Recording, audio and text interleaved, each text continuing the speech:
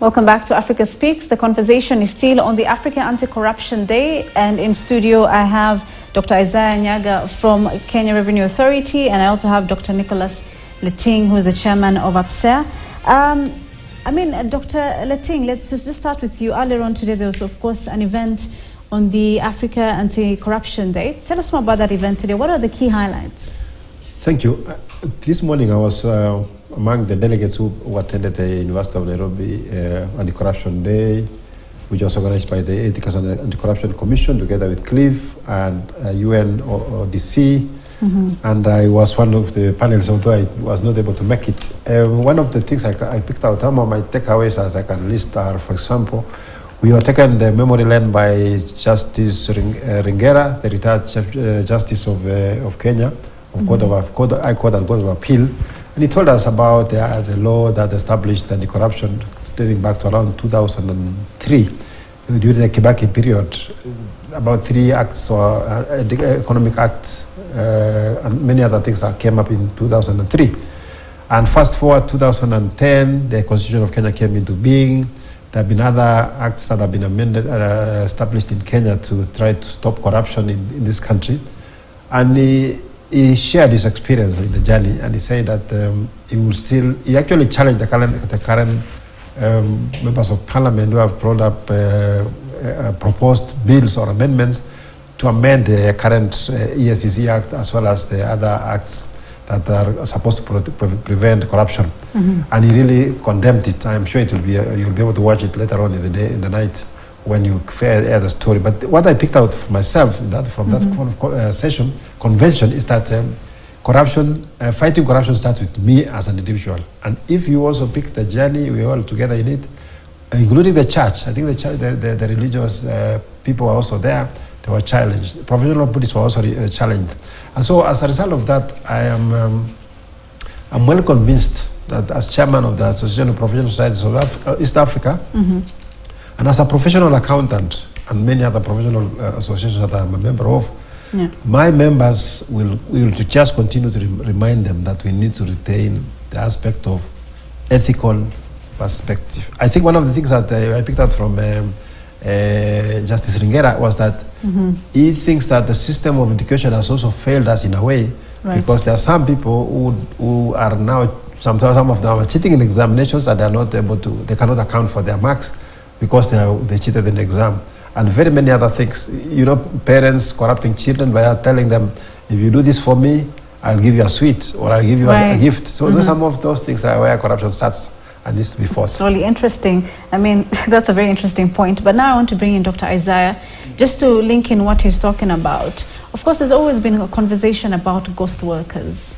Is that something that KRA experiences and knows about, and what challenges have come when it comes to having ghost workers, you know?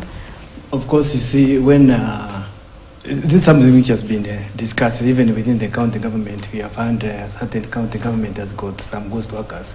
And to us it has got an effect, because you see, an employee of the government has to be paid money, and that's where you can get the pay as you earn. So if they are ghost workers, it does not mean that the KRA or the government is getting any revenue.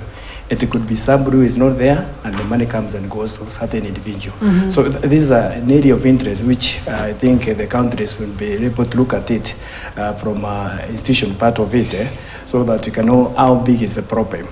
Is it that people are just talking about it, or is it that something which is there? If you move to a certain department, we will find people who in the payroll and they are not working, and the money is being paid from the maybe treasury, and then the government is not getting anything. So I think it's something of concern not only to the private sector but also to the public sector. Pretty sure. Just coming back to you now, your thoughts on that? I must say that I really dislike the issue of people employing ghost workers. This country has enough capacity in terms of skills and competences. People have well gone to school, studied and pursued various qualifications in academic degrees and professional qualifications.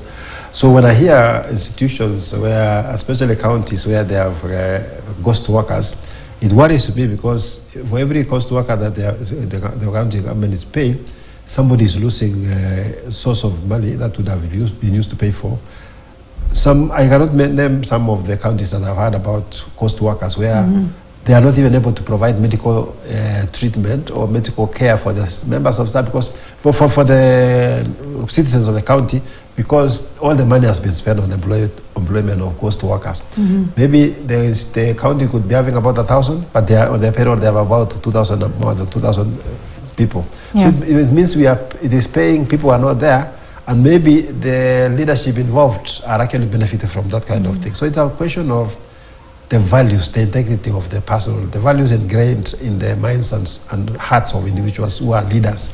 And perhaps in future, my take would be that there's need for us to do proper vetting of who we put in the office, rather than just saying, this guy has given us 50 shillings to go and vote for them during elections. Because you see, that sounds like having ghost workers is one of the highest levels of corruption. Indeed. I mean, how can he then deal with it? How can we overcome it? From your perspective, let's start with you and then come back to him.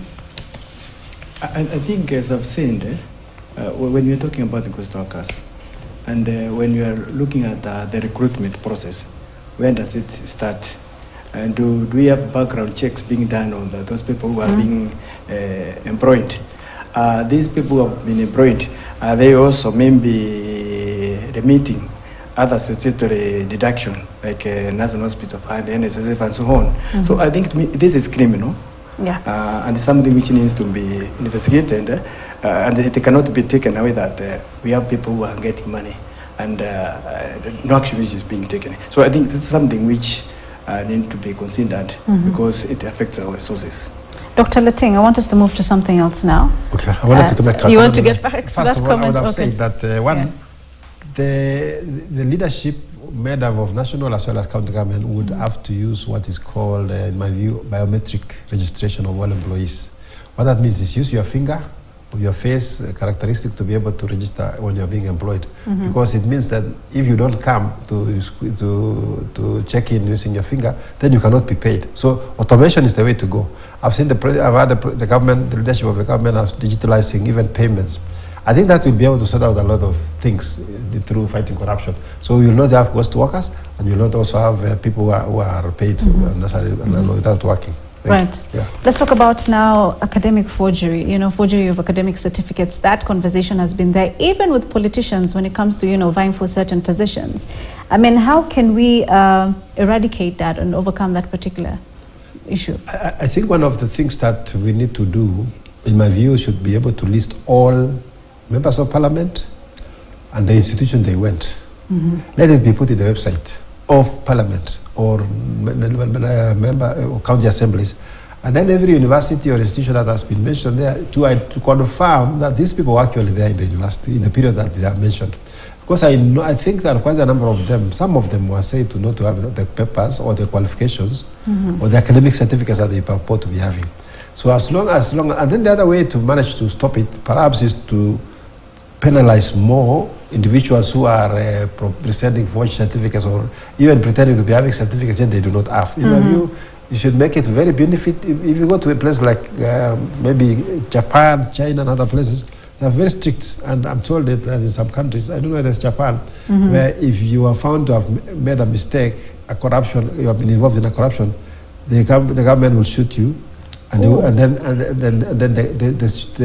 the bullet that was used to shoot at you will be paid for by the family members, I'm sure. Goodness. And it happens in many other countries. So I think the most important thing is really should start from us.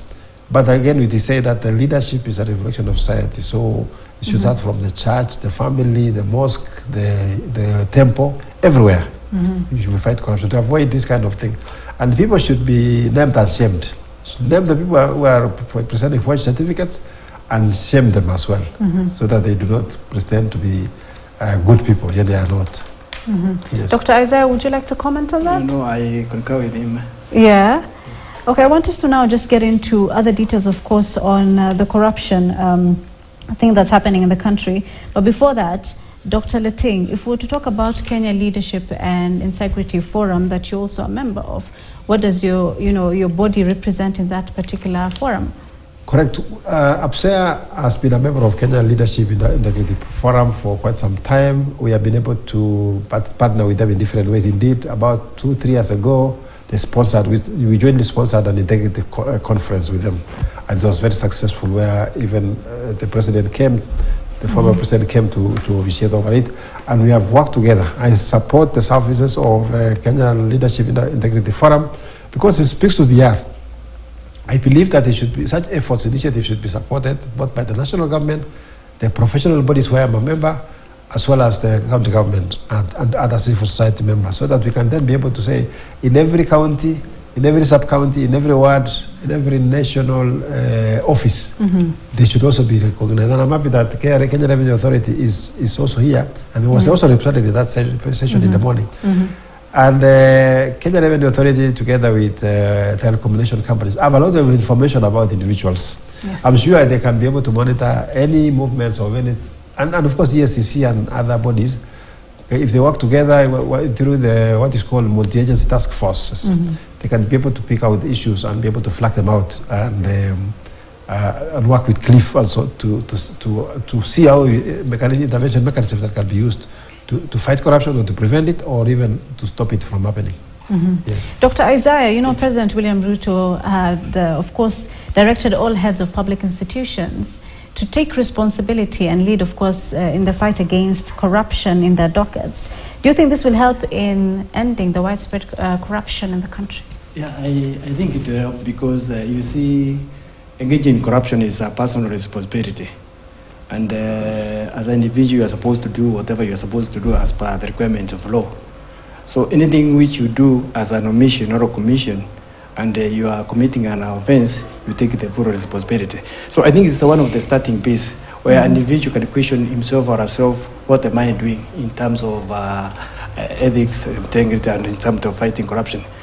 Am I doing something which in the long run will end up causing the government a loss due to corruption or due to other engagement in other economic crimes? So individual responsibility is key. After all, you do not share responsibilities. In most cases, responsibilities are context specific, and every person knows what he's supposed to do, and more specifically, those people who are working in the government. Every government officer knows what he's supposed to do and how to do it, and their parameters, legal parameters on how to do anything. So I think individuals should take their own responsibility. There's no collective responsibility because you commit an offense as an individual. So I think it will go a long way in fighting corruption. All right, Dr. Lete. Thank you so much. I think from what the president said, and I really associate myself with it, is that corruption can be fought by all of us. And when he brought about the issue of digitalization, I have known institutions that have digitalized their services and their payment system, that there's no cash. Because cash is so tempting to individuals. So if there's no cash paid to the institution, nobody can even corrupt. So I think for me, in support of government, as professional members for professional societies of East Africa, we are ready to work with the president through the various agencies like ESCC, KRA, CLIF, and others to support that fighting of corruption so that we can save resources for service delivery in terms of food, in terms of health, among other things. It has also been said that corruption fights back. It's not going to be easy for those who fight corruption, who are not supporting corrupt practices. And perhaps one of the things that I've seen is that even the process of declaring wealth by public sector organization members, they should be made very transparent. Somebody where goes to, apart from the day of the interview for ministers and other people, we should actually say today it is our national wealth declaration day for everybody. You go and declare and say, I have one vehicle, I have one bicycle, and whatever you have, so that it is known that tomorrow when you are seen with 3 vehicles, then you can easily be asked. Early in 2003, you recall that I think when the citizens are up in arms against corruption, it is easy to fight it. And I remember those days when people would arrest a policeman who were asking for bribes from motorists. I think that was the best time that I remember. Right. They would arrest a policeman, say, today you have to corruption, and therefore I think it reduced corruption amongst the traffic policemen, among other people. So I think my take on it would be that to support the president in this fight against corruption is to ensure that can we then be able to say, as a person, as a family, as a community, as neighbors, what can we do to fight corruption?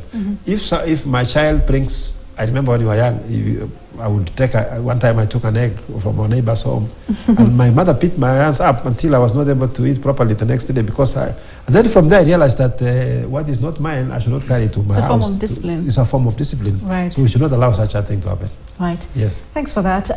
Maybe final thoughts now, message to Kenyans, of course, when it comes to corruption. Okay, what I can request Kenyans is to join us in fighting corruption and report cases of tax evasion, cases of corruption to the relevant authority.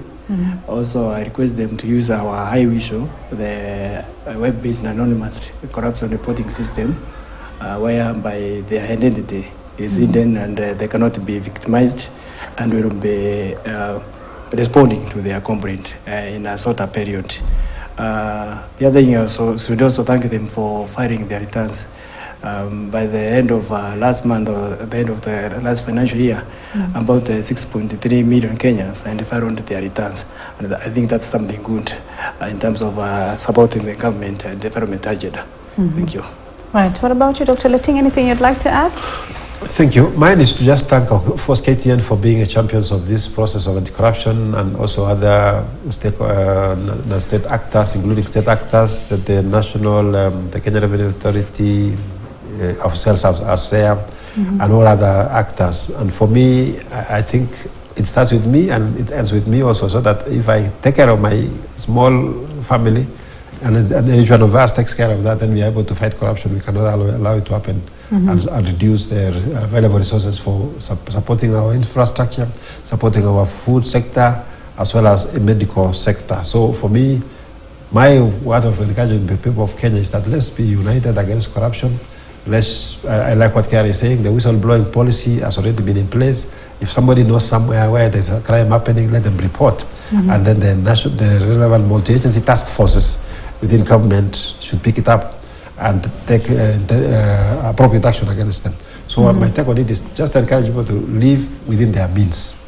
Take what is yours and leave what is not yours for the other people. Thank you. Such a fantastic way of ending it. Of course, on my immediate right, that is Dr. Nicholas Letting, the chairman of Association of Professional Societies in East Africa, that is APSEA.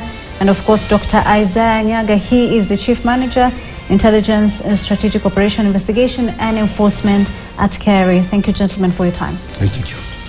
Now, MONUSCO cannot and should not stay in the DRC indefinitely, but there's a broad consensus that the DRC government will have not met the benchmarks it agreed upon as the minimum conditions for MONUSCO's drawdown by the end of 2023. Here are the images of the